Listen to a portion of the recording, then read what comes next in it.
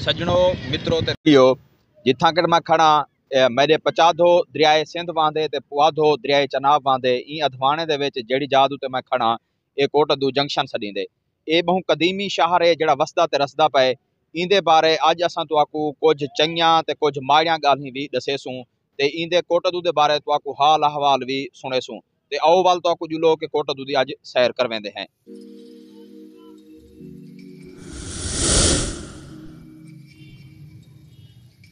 पुराने लोगों कोलों इंदा खुर कढ़ण तो पता लगे जो 15वीं सदी विच मिरानी कबीले दे हिक सरदार अद्दू खां ई शहर दी सिल रखी है। इंदा जमांदरू नां तां अद्दू दा कोट है ते वेले गुजरण नाल कोट अद्दू पक गए। ई शहर को चोरां डाकुआं ते वैरियां कोलों बचावण सांगे हिक बहु वड्डी कंध भी उफारी गई है जैंदा अज ना तां कोई ना है ते ना कोई निशान है। जॾहिं अद्दू खां दी कबर दा हाली गैड़ है त कंध दा क्या रोला पाऊं असां। 1849 तक मुगलों ते अफगाना दे सैदा ने रज के शही कीती है वल अंग्रेज भा चावण आए ते इंदा साईं बन बैठे। पाकिस्तान बनण तो बाद इत्थां गुरमानी खर कुरैशी ते हजरावां दी शही रही है जेड़ी अज तक सियासी तौर ते चलदी पई है। नवाब मुश्ताक गुरमानी, मुस्तफ़ा खर, नूर रबानी खर, मियाँ मोहसिन अली कुरैशी, मियाँ गुलाम अब्बास कुरैशी, सुल्तान महमूद हंजरा ते हिना रबानी खर भी ई शहर तो MNA बढ़ के असैम्बली विच गए। मुहांदरे शहर शाकिर मेहरवी ते दुनिया भर च ना कमावण वाले सई पठाने खां दा जम पल ते आखिरी मस्कन भी इहो शहर है। हमसाए मुल्क विच ना कमावण वाला मिल्का सिंह भी ई शहर दा है।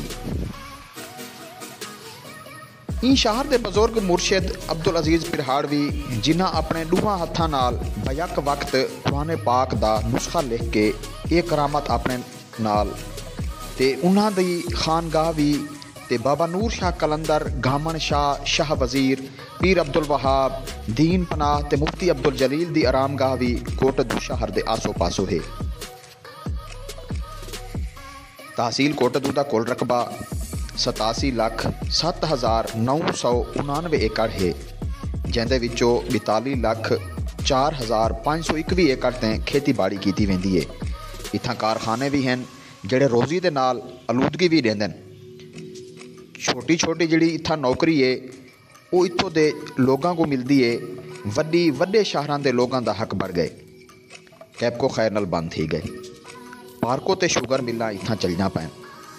8 थाने ते ढेर सारियां चौकियां भी हैं। कत्लो गारत ते चोरियां डकैतियां भी हैं। थल दा रेगिस्तान भी ई धरती दा बहु वड्डा हिस्सा है जिथां 2 वड्डे मेले हर साल थींदन। जीप रैली ते मेला नूर शाह तलाई जिथां लोग मज़े लुटेंदन ते वापसी ते अपना जेबां भी कटवेंदन। शहर दे बालें वास्ते हिक भी पार्क है नहीं। कोई हिक अद्धी अगर है भी सही तो वो भी नहीं रही। शहर कोलों 15-20 किलोमीटर दूर तौसा बराज ते वन के लोग मौज करेंदन ते चस चैंदन। इतों दे खावन पीवन की गाल करूँ तो दरियाए सिंध की मछली, मोदी की चाह, इकबाल के समोसे, शेख मर वाले बाबे के पकौड़े, मुर्शद के डेरे की कट्टा कढ़ाई, लाल मीर की टांगरी, केसर चौक का हबीब हलवाई इन्हां लोगों को अपने हत्थां नाल सौगात खवा के बहु दुकानदारी चमकाई। शहर तो बहु चंगा है जिथां गुड़ ते शक्कर बनते पर इंतजामिया शहर विच चंगी तरह ते सफाई कदे ही नहीं कराई। सीवरेज वाले पानी चो तुसां मच्छां पकड़ो भावें तरकारियां उगाओ बस इंदे अलावा मैं क्या दसां इत्थों दी चंगाई। हाँ इत्थां 2 THQ हस्पताल ते ढेर सारियां डिस्पेंसरियां ते दही मरकज़ सेहत के नाल नाल बहु प्राइवेट हस्पताल भी हैं पर डॉक्टर हमेशा इहो आधे हैं ये नहीं बचदा एक मुल्तान निश्तर गिन वन भाई। इत्थां पढ़ाई के हवाले नाल भी सरकारी स्कूलों के नाल नाल इत्थां प्राइवेट इदारे भी बहु करेंदे पैन पढ़ाई ते नाल चंगी करेंदे पैन कमाई।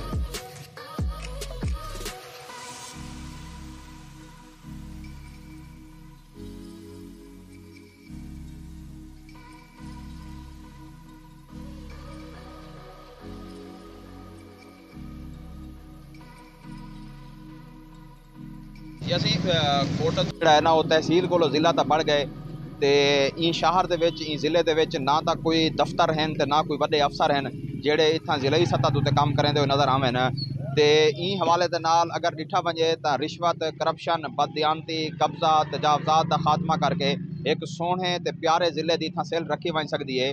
ਇਹ ਕੰਮ ਕੱਲਾ कहीं अफसर का भी नहीं तो ना कोई सियासतदान का है बल्कि साकू इतना सारे को वहाँ बेली थी कि एक मिसाली ज़िले की सेल रखने की ज़रूरत है तो ये जडन सोहना ज़िला बढ़सी तो लोगों वास्ते मिसाल भी हो सी तो पूरे पाकिस्तान वास्ते एक सोहने ज़िले की बुनियाद रखी वैसी तो इहदे नाल वाला चंगियां रिपोर्टां भी चल सन तो ई टाइम अपने भिरा ते अपने यार काशिफ नदीम को इजाज़त देवो।